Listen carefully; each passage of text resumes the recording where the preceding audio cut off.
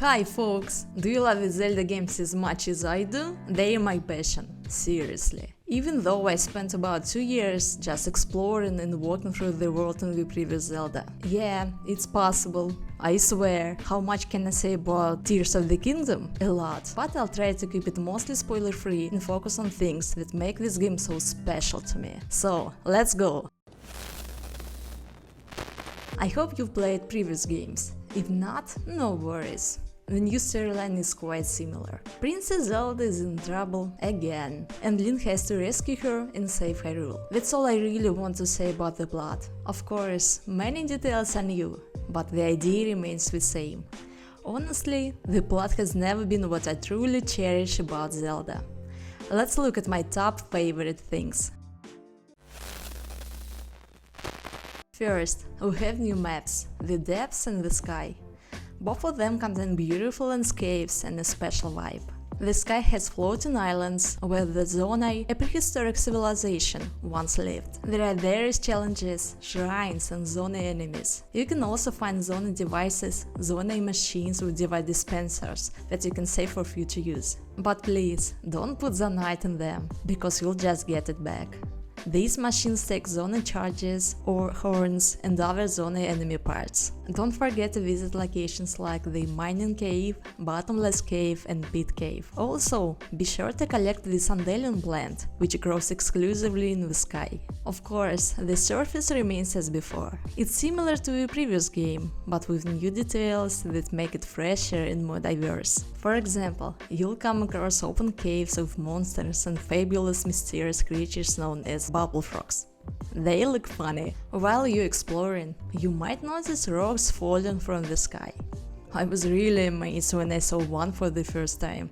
It felt like magic. In addition, the surface has many holes surrounded by gloom, jelly masses that can drain your hearts if you step on them. I always carry some food just in case. These holes lead into the depths, a dark, gloomy and dangerous place with a lot of gloom, mobs, marvelous enormous trees, plants and glowing insects, and Zonite devices. It's completely dark, so having enough bright bloom seeds is a must. In my view, the world in this game feels alive, more varied and more colorful than ever. A gamer could easily spend hundreds of hours just exploring it, gathering apples, picking plants, earning some rupees, fighting monsters, or driving a vehicle made from Zonai devices. No joke. You'll visit well-known towns and villages, such as Gorin City, Gerudo Town, Rita Village, Lurelin Village, Hateno Village, Kakariko Village and Zora's Domain, and be amazed by new details in the design that make the familiar atmosphere more vibrant. Hateno Village is one of my favorites. Every time I visit, I enjoy the new style, especially the clothing shop with incredible mushroom decorations. On top of that, you will discover Lookout Landing, a new settlement near the castle, which is literally floating in the air. You can chill in the shelter, which has beds and a cooking pot. What a cozy place to detox after dealing with noisy and aggressive mobs. Finally, the icing on the cake is the new town called Tari in the Kala region. But in my opinion, it's a little bit boring and looks too usual for players who have already played other Zelda games. One of my favorite things in this Zelda is seeing the inside of houses. The new hut design is more colorful and contains more small details, such as cushions and furniture. So I can deeply feel the atmosphere of villagers' daily life, and sometimes I feel like villagers could call me a stalker.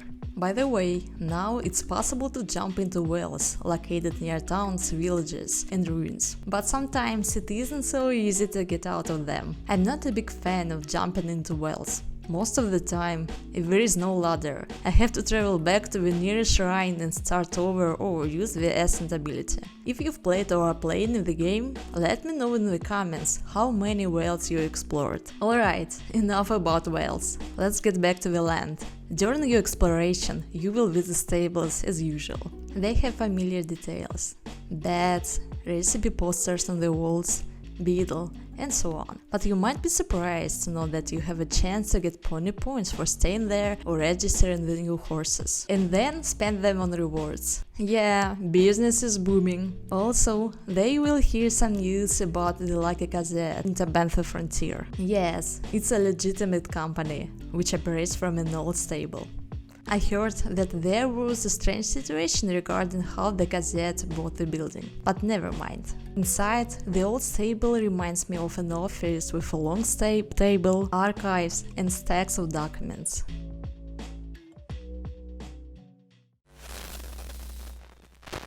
Besides tables, you will encounter enemies, and they have also been improved. They exhibit new behaviors in common different types, such as boss bokoblins, Hyrublins, Gibdas, Gloomspawn, Thunderglocks, Flux constructs, and Zonai constructs. I was really impressed by their bokoblins, because from time to time they ride wagons or horses, gather materials, or march in a line. These guys made me laugh a few times, especially when they kept doing something weird over and over again. Sometimes you may even come across Evermeans, walking trees that seem normal until you get too close. They scare me almost every time, and I hate them even more when I'm just trying to collect apples. The enemy I hate the most is Gloomspawn. I run away with the loss of my strength, and most of the time it doesn't work. From my perspective, mobs are more interesting and sometimes you need more effort to kick their butts.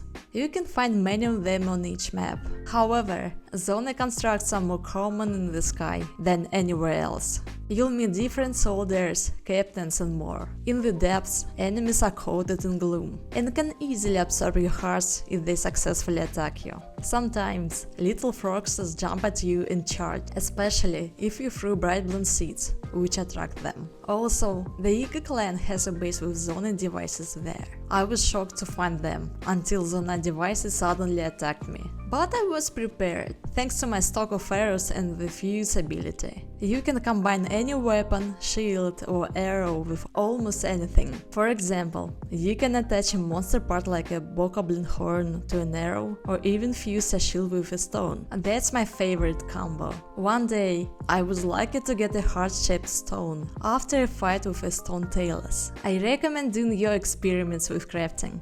It can be very exciting and helpful in battles.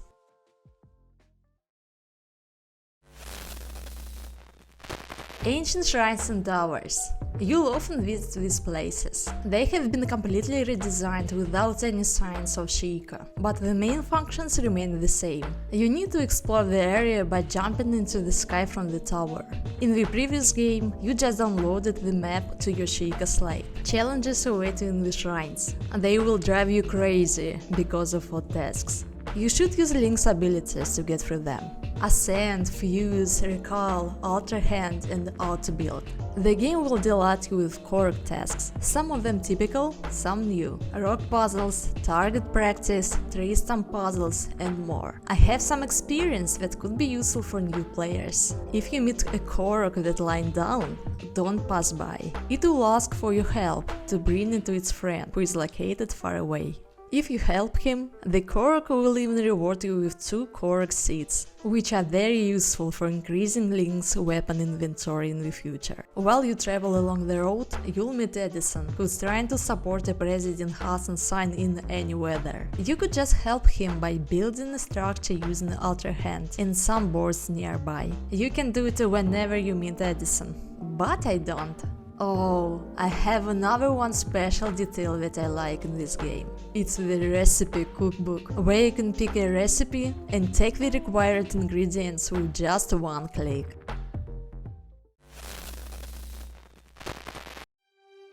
What about graphics and music? Of course, I need to mention how much better the graphics have become. The well-known style, now with the higher quality graphics, makes the adventure more enjoyable than ever. I'm not a hardware expert, but I think the game developers did their best and utilized all the abilities of the Switch. Like in other Zelda games, in this one you'll enjoy amazing music from great Japanese composers. Manaka Kataoka, Maasa Miyoshi, Masato Ashe and Tsukasa Usui. Oh, sorry if I forgot somebody. The game has a giant sound library. The sound designers team did a gorgeous job. All sounds are unique, they excite gameplay environments, areas, clashes, magic and beyond. This game has so many beautiful compositions. I can choose my favorite, because I love most of them. The music and sound quality, of course, are some of the most important parts that make you feel like you've entered another universe. All these things make Hyrule the best place for deep diving. So, go ahead and savor it, listen to the music, enjoy this masterpiece, and experience the best anti-stress therapy you can legally buy.